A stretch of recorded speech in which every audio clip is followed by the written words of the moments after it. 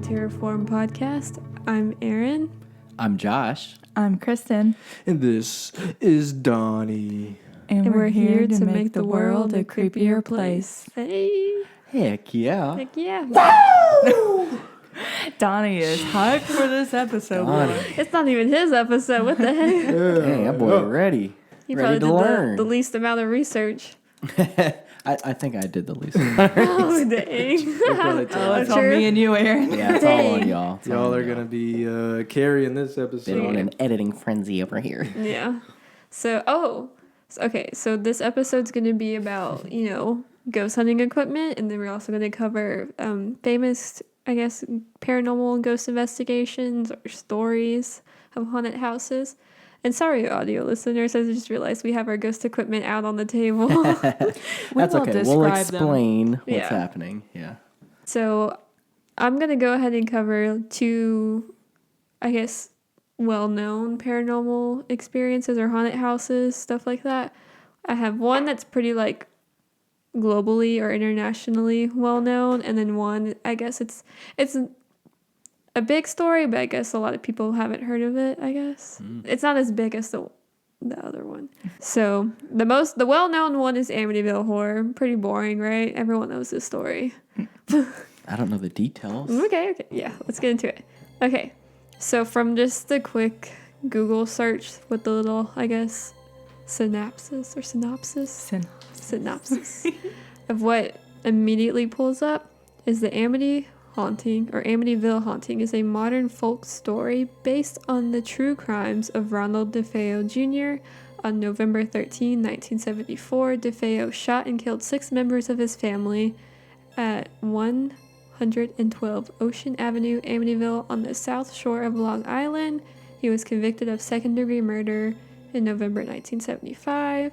So I think the whole thing with the DeFeo was, I guess some people say that he was possessed by a demon, and that's what made him kill his family. Yeah, an excuse. Try to get a lighter sentence. Mm-hmm. And Ocean Avenue, huh? Ocean Avenue. That Yellow Card song is about? Yeah. Either that or it's probably in California. So I don't know. Let's see. And then the Wikipedia says that Amityville Horror is a book by American author Jay Anson, published in September 1977. It was also the basis of a series of films released from 1979 onward. And the book is based on the claims of paranormal experiences by the Lutz family, but has led to controversy and lawsuits over its truthfulness. And I'm pretty sure Ed and Lorraine Warren had gone here and done their stuff, and that's another controversial thing. People say they're frauds, or they believe them. Probably the most famous ghost hunters. Yeah. Do they count themselves as ghost hunters? What do they label themselves as? Oh my god. Yeah. That's the Warrens fan base calling them frauds. They're like, they did not just say that. Yeah. I guess you could say we called y'all out before. We'll call y'all out again. they're paranormal investigators. They're the ones that want to help people. Okay. I mean, there's been a ton of movies. Oh yeah, we watched that one movie in the theaters. Oh, was it one of the Conjuring? It was the latest ones, Which right? one? Yeah, The one with the witchcraft. Yeah. Yeah. But was Yeah. it Conjuring? The house something? on the lake? No, I forgot what it was called. Yeah, it was one of the Conjurings. But it had though, a right? house on a waterfront Yeah. with a basement. Yeah. Oh, yes. Yeah. Yeah. And it was Ooh, that Oh, running water. Yeah. Oh, that water. Told you I know what I'm talking about. I don't even know. Well, you made it sound like that was the title of the movie. Yeah. So basically, this DeFeo guy, the historical basis, he killed, 6 members of his family, and then he was convicted of 6 sentences of 25 years to life in prison, and then he died.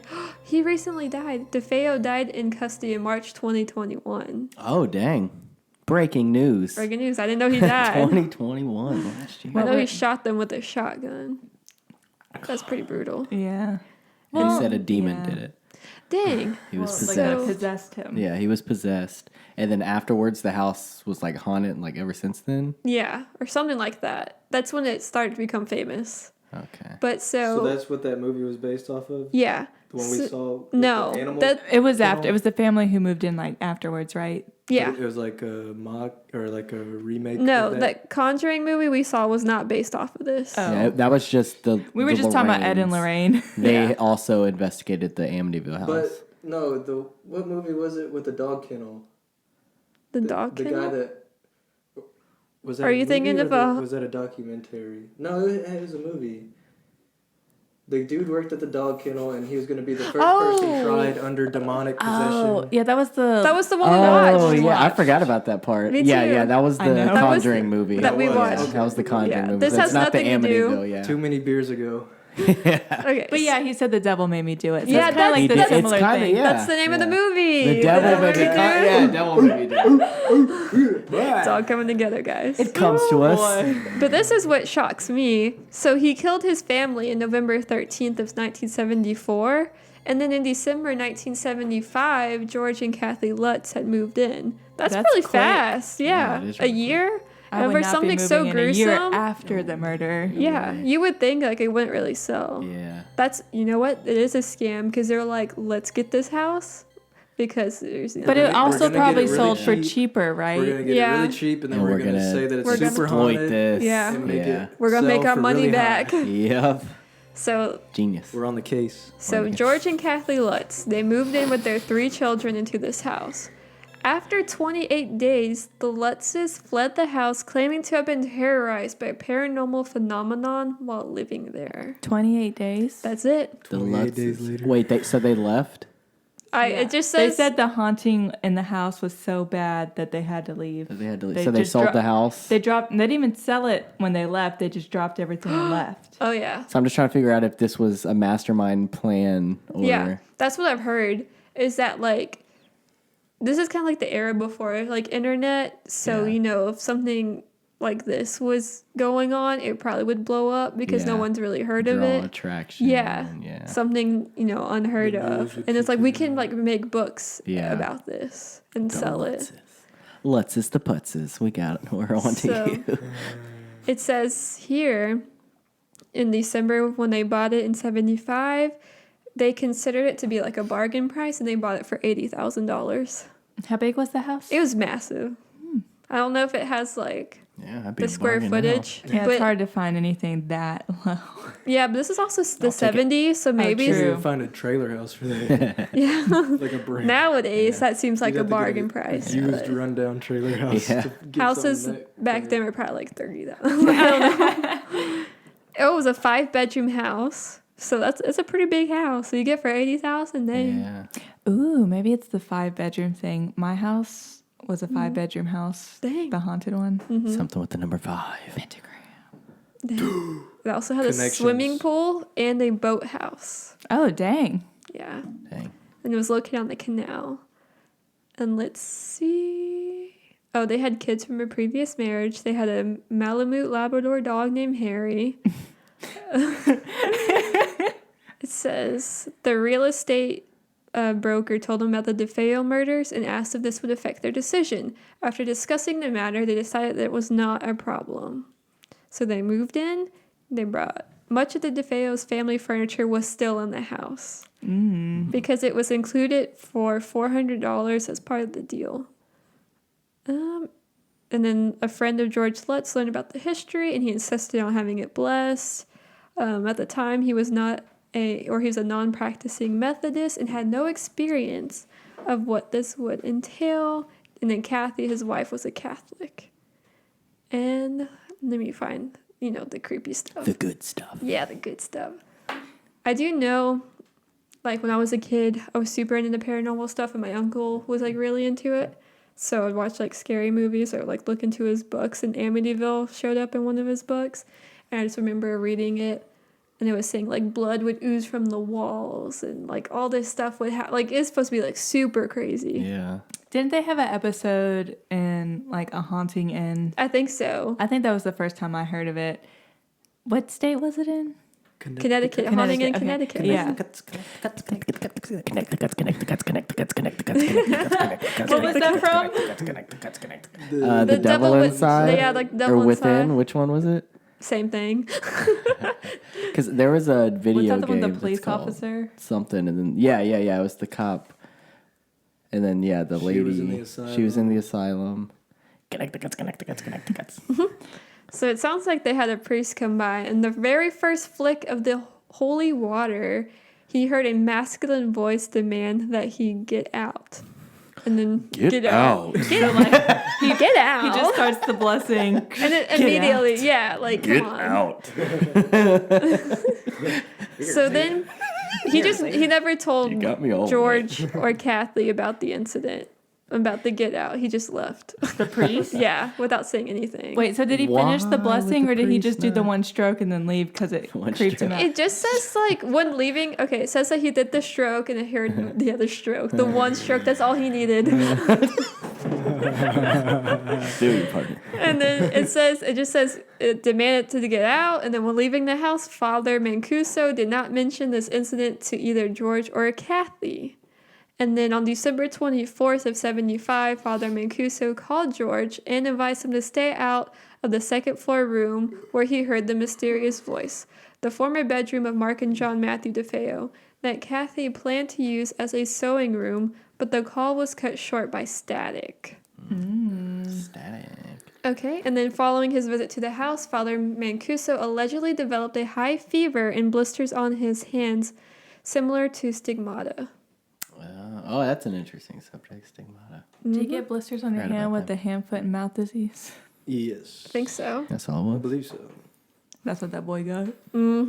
Boy sucking them toes. Yeah, So by mid-January of 1976, after another attempt at a house blessing by George and Kathy, they experienced what would turn out to be their final night in the house. The Lutzes declined to give a full account of the events that took place on this occasion, describing them as too frightening. Let's see. Okay. So this is where it starts talking about what the book details. It said that they claimed that the phenomenon followed them there, with the final scene of Anson's book describing greenish black slime coming up the staircase towards them. Going up, not down? Yeah, it says coming up the staircase towards them. The heck? How does that work? Well, if it's a guess either way. Ghost, Yeah. it don't matter. Yeah. Okay, so when it says that they claim the phenomenon followed them there, this is happening in Kathy's mom's house because they moved out of the Amityville house, and they're saying that the spirits followed them over there. Well, they do say, as we learned on our guide episode, it a lot of the time, if it's a poltergeist, it attaches to people, right? Yeah. Yeah. Oh. Okay, so then this is what it says. On January 14th, 1976, when they left their house, the Amityville house, they left all their possessions behind. And then it says the next day a mover arrived to remove the possessions to send to the Lutzes. He reported no paranormal phenomenon while inside the house. Who is that? The mover. They paid a mover to move their stuff because they were too scared to go back. Supposed. That boy walked in there and was So like, that's what it's like. Are they faking it or are they not? ain't nothing in this goddamn house.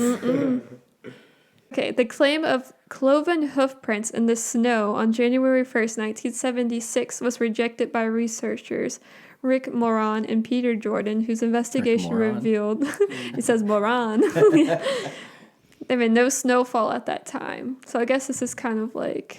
So they claimed they saw hoof prints in the snow, but there was no recording of snow happening in there at that time. Yeah. Yeah. Oh, so they're saying that the priest, he said that he did visit the house, but experienced nothing unusual. So he's saying that the Lutzes are the ones that claim that he said, or that something happened to him. Oh, yeah, they're faking it. They're what are they called? The pathological liars or whatever. where Yeah. They, Kind of. lie and they believe it and they just keep Yeah. telling it and it just gets them deeper and deeper Yeah. into a lie and they just keep believing what they're saying over and Okay. So back to the money thing, I guess it makes sense now. So it says the claims of physical damage to the locks, doors, and windows were rejected by Jim and Barbara Cromarty, who bought the house for $55,000. That price So keep I think dropping. these are the people that bought the house after the Lutz. Dang. And it so says- they lost 30,000. Yeah, and it says it's backfired. 55,077 is equivalent to 246,000 in 2021. Dang. Jeebus Christ. Yes. Things are still expensive. Though. Inflation. Okay, so then this is back to like the whole cloven hoofed prints in the snow. Critics, including Stephen King. Oh, not Stephen King. What the heck was that? Did you all hear that? Tasty. There was some nothing over my tongue. Boy, y'all messed up.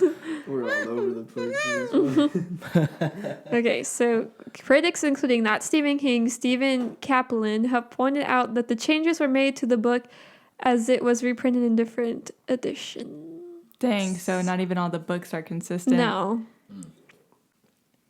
And I'm pretty sure Ed and Lorraine Warren were part of this. I'm going to have to Google, make a quick search on that real quick. Just to see what they got to say.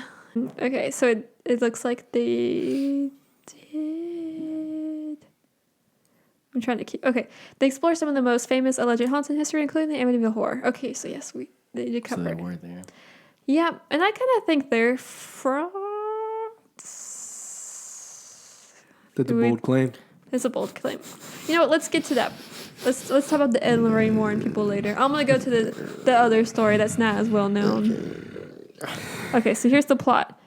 So this is gonna be about a guy named Bill Valley. Valley. This is the second story? Yeah. Okay, cool. Yeah, we're going to talk about, I guess we could talk about Ed and Lorraine Warren if we think they're frauds or not later. So I'm going to call him Bill B. Sniff them out later. Yeah. I know Ed was doing some sniffing. No. What? All right, What? let's get back to that. Okay, Oh, so I forgot Bill about that. I think I read about that too at Yes. some point. Oh no. was inherently curious. All of his jobs had involved technology or engineering. He even worked in the aerospace program as a robotics engineer. A divorce made Bill rethink his life. He decided to move back home. He got a job at the same water treatment system dealer as his younger brother, Bob Valley. Just as they were clearing out for the day one Saturday afternoon, so Bill pulls up to this house. He walks towards the door. He thought he heard screaming. So I guess he's moving into a new house because he got divorced. So, but he was still there to do the job. When he walked into the house, he found a woman with her hand hovering over a group of people, telling something to get out of those people, to leave them, with his weird meter pegged. What? His weird Is that what he calls his penis? meter pegged. Yeah. For real. How Bill- is it? I call it my weird meter. This is from Paranormal. Oh, okay. I get what they're saying. Like, Like it's a mental thing. Yeah, like, yeah. His His senses, like this is touch weird. was- This is from Paranormal sixth Witness sense. Wiki, so we'll figure it out. Bill turned around and left. He called into the office and asked them to not send him back out for a reschedule. Later that evening, Bill was watching television when he swore he saw something move in the other room.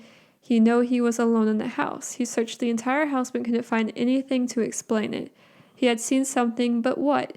That night, as Bill was trying to sleep, something ran across the foot of his bed. Bill didn't have any pets, so what could it have been?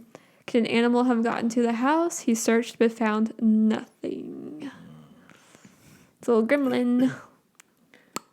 When he was violently awakened by the bed shaking as though it were an earthquake, he knew something Demon. was up. Hey, the bed's shaking. Demonic. Y'all had a demon messing with y'all.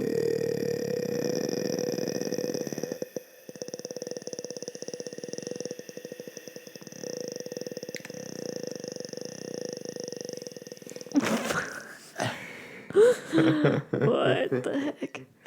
But basically, he's saying, like, he looked for signs of what could have caused it. He couldn't find any. And then he's like, my bed is too heavy. Trying to rationalize it. And even he said he could barely move the bed. Wow. And then he began to analyze the situation. A few nights later, Bill sat down to eat dinner. Within minutes, a bottle of water he sat nearby flew toward his face. It barely missed him. The lights went out and Bill went to the closet for a flashlight. While he was in there, a box lifted off one of the shelves and crashed down where it had been. That night, Bill wasn't able to sleep. He heard a noise from under the bed. Something grabbed his ankle. Bill began to admit that he was going to have to acknowledge he was dealing with the paranormal. So Bill invited his brother and sister-in-law over for dinner and movies. While Bill sat in his favorite chair, he saw a small figure run across the dining room. Small. With some grays. Or creepers. It's the creeper. He got Bob and Cindy to sit in that chair, and they saw the same thing. The three of them hunted all over, but they couldn't find anything. They each described what they saw, and the descriptions were virtually identical. Okay, and then Bill went back to his research. He stopped looking for normal answers to what was going on. Normal was out the door. He found a team of paranormal investigators who would come into the house and use scientific methods to investigate. The first thing the team did was check for natural causes for what they seen. They flooded the house with equipment, centering their investigation on Bill's bedroom. They set up laser grids across the area, so if any lizard They set up laser grids across the area, so if anything moved, it would break the beams. After about an hour, Sean went into the bedroom. I guess Sean is one of the paranormal investigators. Went to the bedroom to do EVP session. Just as Sean was about to get up and leave, one of the lasers moved on its own. Sean left and the group grabbed the cameras. They went over to the footage and saw a mist gathering around the laser grid. Sean had seen none of that inside the room. While Brian reviewed the audio, he distinctly heard, "Put it back, he's coming," followed by the sound of the laser hitting the floor. Ooh, that'd be freaky. Put it back, they're coming. Put it back, they're coming. That's what she said. As Brian and Sean packed up, they were stunned that Bill was staying. So I guess Brian and Sean are the paranormal investigators, and I guess they were telling him, like, dude, you need to leave this house. Like, it's scary, whatever. But Bill was a fighter. He had to face the problem and deal with it on his own. Go, Bill. Go, Bill. Go. You got this. That night, as he sat in the bedroom, Bill felt something like a truck hitting the house. He ran outside but found no damage. When he came inside, Bill ended up chasing crashing noises throughout the house. Dang. There's some horses. There's a war going on, Bill. The chase ended in Bill's car alarm going off. Credit karma. His karma alarm. No, his car alarm. Beep, beep, beep, beep. Bill finally screamed that he would send the creature to hell. Yeah, he's like, your ass is going back to hell. Wait. Swing low. He chased another crash up the stairs to his bedroom. The noise was like walking into hell. Finally, Bill called Brian again. When Brian picked up, all he could hear was a demonic voice. Bill hung up.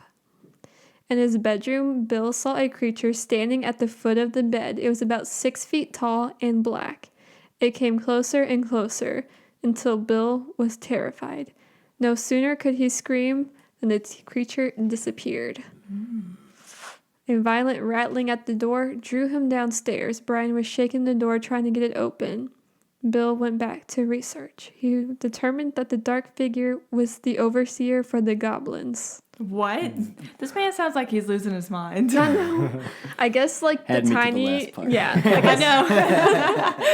Well, I guess those tiny things that he was seeing are like the That's what he's goblins. calling He's the just gonna call them goblins. goblins. Yeah. But still, the overseer Yeah. for the goblins. Just say it. I look cooked out. Also, at that point, it's just like, yeah, cut your losses and go. Yeah. The dark figure was the general. In the upcoming final battle Bill will fight. As he researched, Bill realized that what he walked in on years before was an exorcism. So I guess with the woman that we were talking about earlier. Squatters. The woman who'd called for the appointment had scheduled the squatters. Oh, for sure. They're on meth. What? Like your voice got really loud all of a sudden. Oh, It shoot. was like, and then the woman. God dang. Sissy, I can't be doing these. This is so hard. I'm trying not to sound like too high pitched and Yikes, I'm nervous. What's going on? And the story just doesn't seem written very well, and I'm trying, man. Okay. So he was in the upcoming final battle, Bill fight. So the woman who called for the appointment had scheduled a stranger to be there to receive the demons. Bill had walked up. What?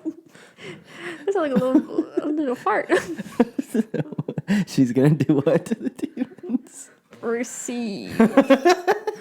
How does one receive the demon? I don't know. I guess they're like, Bill's gonna receive the demon. I don't know.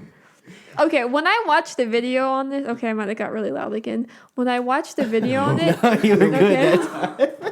I don't know what happened. It just like Woman. okay, the women, you know, sometimes people can't distinguish women from woman. Yeah, it gets on my nerves when I It's not that hard. Sorry, guys. Anyways, so when I watched a YouTube video of this story, it was just so much more frightening. And now that I'm reading it, I'm like, this is a joke. You could have just seen this on one of the Goosebumps episodes where they were fighting the goblins. Lord.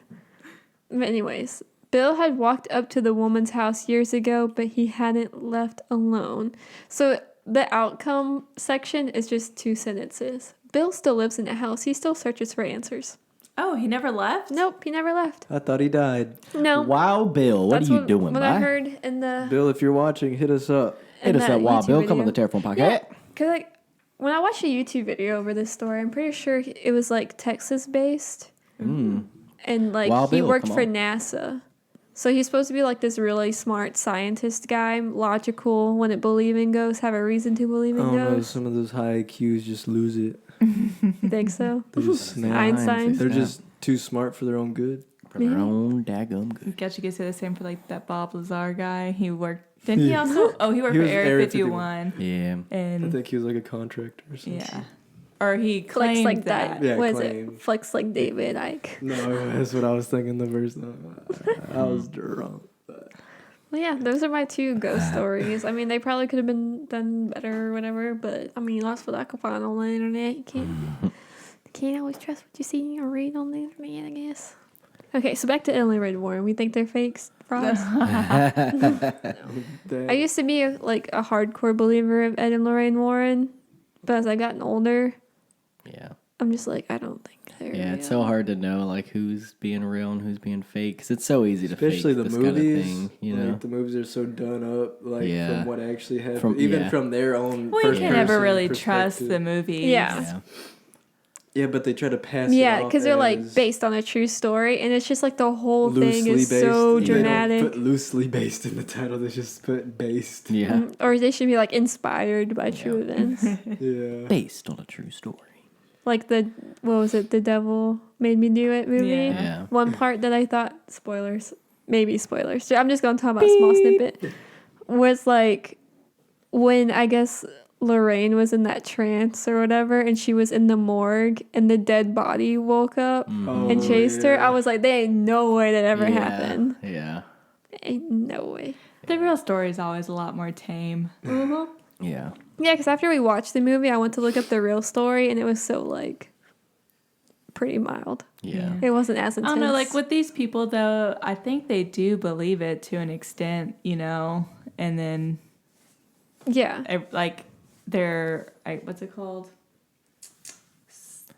Their story just gets so blown up that you know. Yeah. Diluted. See, I'm pretty sure like the places they've been to, they probably were paranormal experiences, but Yeah. they wanted to hype it up. And then Yeah. was Lorraine really psychic? She was probably just like, oh my god. Yeah. Her eyes were on the back of her head. And she's like, I see it. Parlor tricks. Yeah. Yeah. So what we should do is we should revisit all of our episodes and start making movies out of them and make them very exaggerated. Yeah. Yeah. The smiling man sits on my dad. My dad gets up when he runs out. The smiling man's waiting for him out there, dancing towards him. Kirsten can be like the smiling man and she's sitting on Josh. So what's this ghost equipment out here? I it's don't know with anything haunted about houses, this. it inspired now, a whole. Actually, what I've been waiting this entire episode to bring up, Sorry, audio listeners. because we've had the REM pod on the table this whole time. It's about 30 minutes in, I would assume. Explain what a REM pod is. It kind of just like picks up motion and temperature changes. So like if you get close to it, it'll go off like that. And the closer you are to the antenna, the more it goes up. Yeah, I'm trying to. And then if you touch it completely, it goes haywire. Okay. Which So- is used to like What? detect if a presence is in the room. Yeah, like you can ask, or if there's a spirit present, you can tell them to touch the Touch it. device in the middle of the table and make it go off. And if they, touch it, then okay, it's here. But what I was getting at was the last ghost hunt we went on. At the end of the night, we were out in a field where supposedly people were buried in the field, and it was going off. And I was like, "Oh no, the batteries are just dying."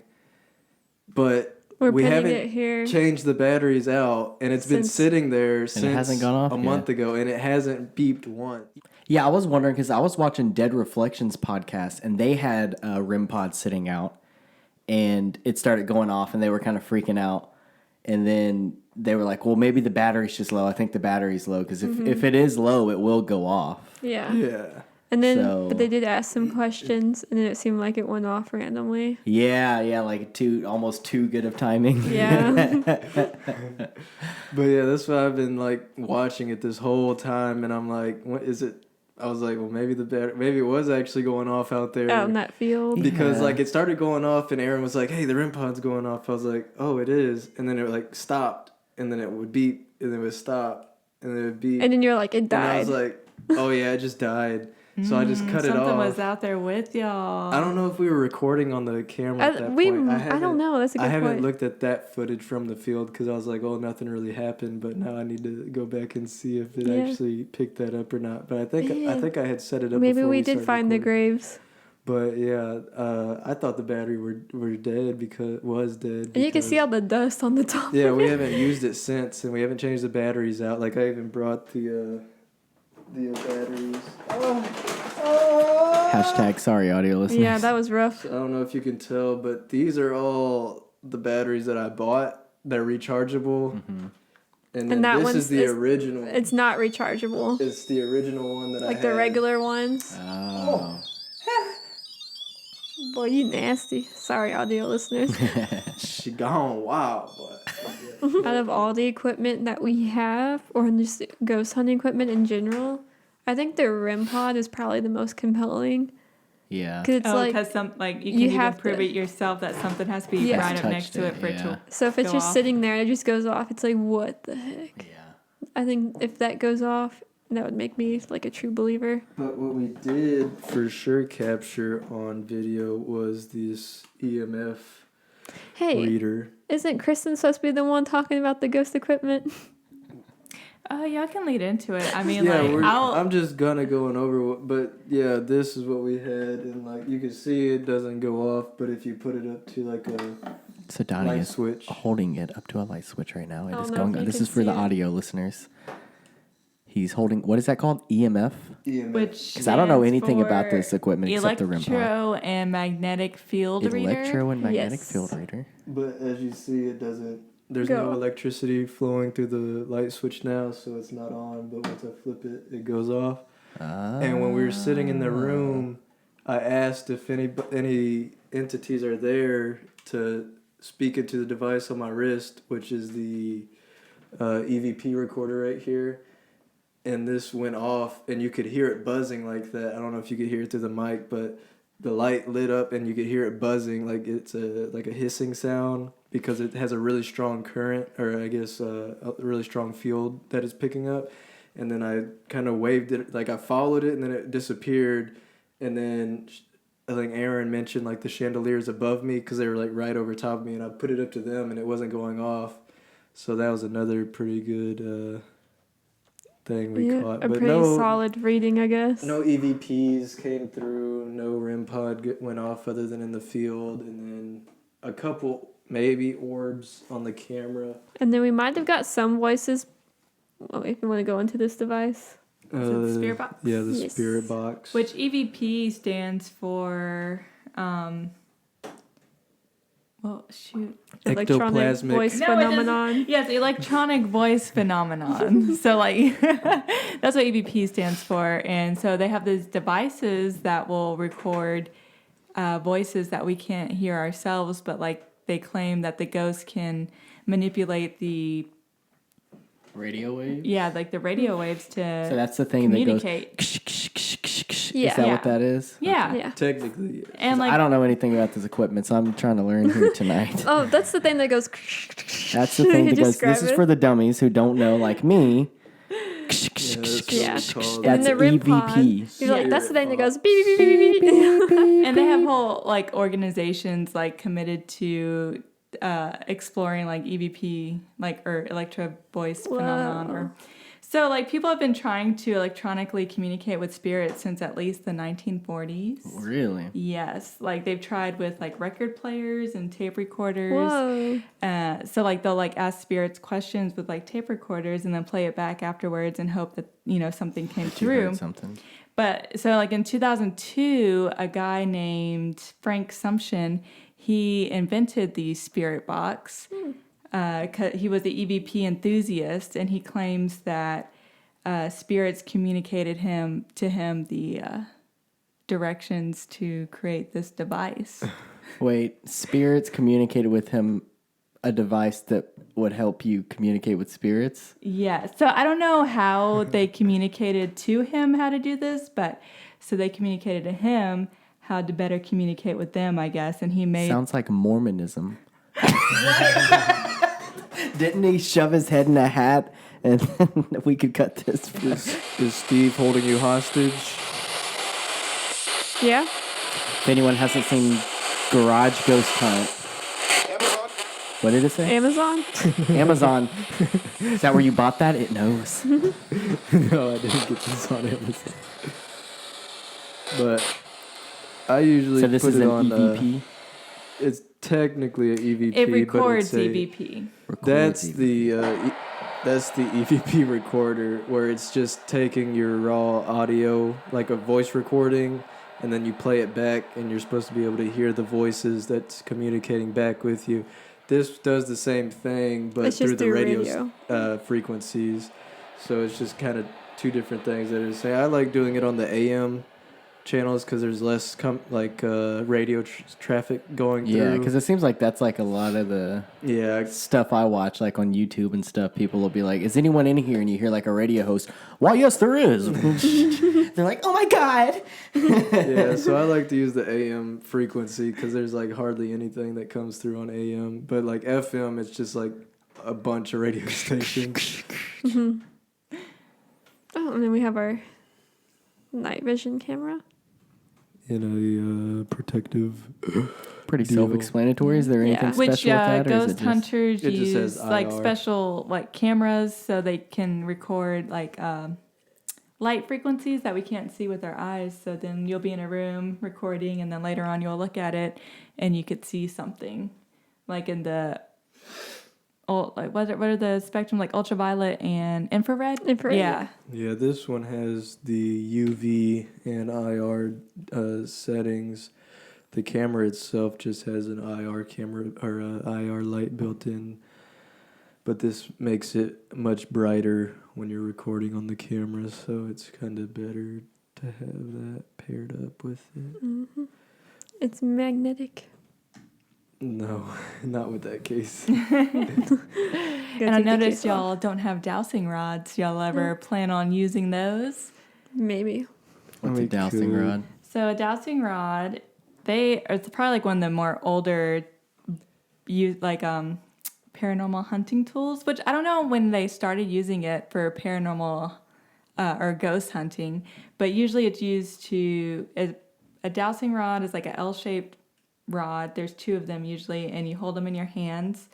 And most people use them to find water or minerals underground, which is highly debated on whether this really works or not. But there's a lot of people. There's people who have a lot of luck with it. I keep forgetting to bring those flags to y'all so I could show y'all, because we actually, like I said, we use that to find some of the water lines that we can't, like if So we're you digging, actually use that at your job? Yeah, because we'll be digging and we can't find the water line, so we get out the flags for locates, and we rip the flag part off, so it's just the metal. So it's like a rod. wire rag, right? Not rag, Right. wire flag. Yeah, it's like maybe a 16th thick little wire rod, and we bend it at a 90-degree angle so it hangs out like this, and we hold it with our hands open like this, so it like one side's touching this side and the other's resting forward, and we'll walk across the street, and then once it crosses by itself, we mark right there, and then we'll dig down, and it's usually pretty accurate. What the heck? So people use that for finding metal and water, and then spiritualists started using them to contact the dead. That makes sense. Yeah. So if they're like, if ghosts are actually electrically charged, and they could like possibly move these metal instruments or whatever. So It does also work for like power lines too. If you walk under the power lines, they'll cross. Or like, you know how we've been talking about water being like an energy source for ghosts? So maybe like, oh shit. Jesus Christ. No humming. Okay, I think we're okay. So like the water. Or like, I guess you mentioned minerals too, like it can pick up, we were talking about like the limestone or whatever as like a good recording for ghosts or whatever. So like a bunch of stuff that just draws in energy. It's coming together. But devil's advocate, if someone's walking with those trying to detect, they walk around with them trying to detect ghosts. Yes. So it's like, couldn't it just or be you could like just water? get in the one spot and if you ask them questions like, okay. I was gonna say if they're just walking and they walk under the power line, they're like, oh, here's the go. like Just usually like the video we watched the other night with the guy, and he asked her if she had some Big double old D titties. cannons or something, Oh and they my crossed, and he was like, God. "Oh yeah, girl, got the double D's, but Yeah, she know what's she got up. them cannons." Oh and then my he got butt naked and started. He trying got to butt seduce- naked at this haunted house. Yes. He tried to seduce her. Holy. He was like, Deborah, you like this? You like this? I know you want it. Oh my god. Anything It was, else? I'm not gonna lie, it was You have funny. covered? What were you gonna say, Kristen? Any other equipment? nothing. I don't know. Before I rudely interrupted. I don't remember. Do you got any other kind of paranormal equipment? I think that covers was that most all of of it. Yeah, that's about most of it. There's not too much that's used. It's mostly like the most common one is the what's it called? EMF? EMF reader and the spirit box. And then like the dowsing rods were another common one, but Hey, we're pros. y'all are all We like got up all to of date. it, Y'all Yeah, got the most high tech. yeah, we're pros, guys. We're experts. We're experts. Got any comments? That's what I was just checking. Oh, sweet. Smash that like button. Smash that like button, hit that bell. Likes on Facebook, follow us on Instagram. We're almost at 170 subscribers. Yeah, help us Be hit sure to subscribe. 170. Get us to 1K. Get us to 1K, please. What a leap. That is a leap.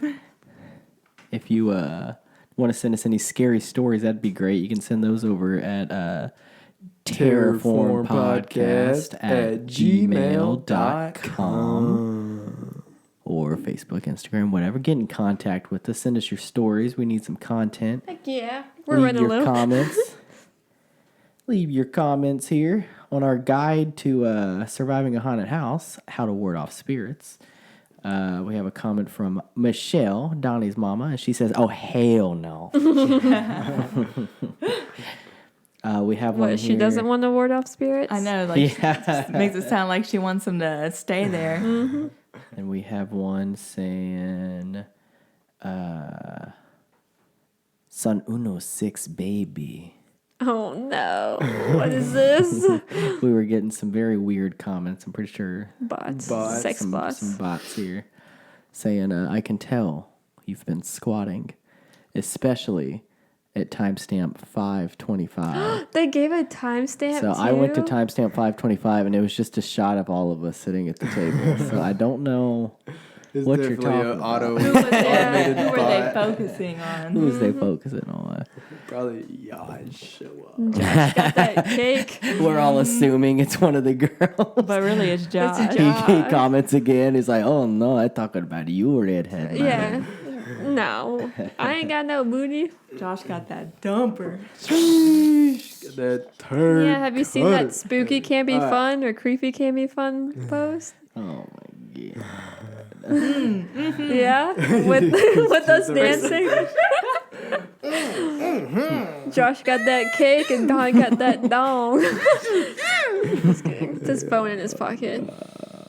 Oh my god. Now y'all gonna be looking. All right. Well, We appreciate you guys watching. Yeah. We'll catch you next week. Be sure to tell your mama, your daddy, your dog. Throwback to episode Throwback 1. Uno. Uno. Meanwhile, if you want any ghost hunts, we will come by your place and we will Heck yeah, let's ghost go. hunt it up if you want us to. And me and Donnie will come in there and we'll go. Yeah, we're gonna be We'll the see if next. you faking it out. We'll go. I smell that ghost poon.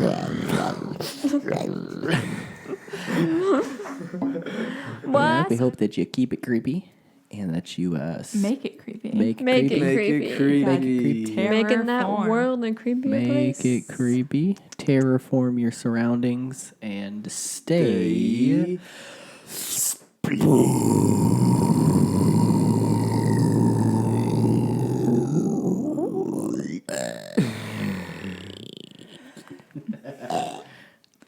Wow. Yo, Bye. Bye. Bye. Ooh, you're rude.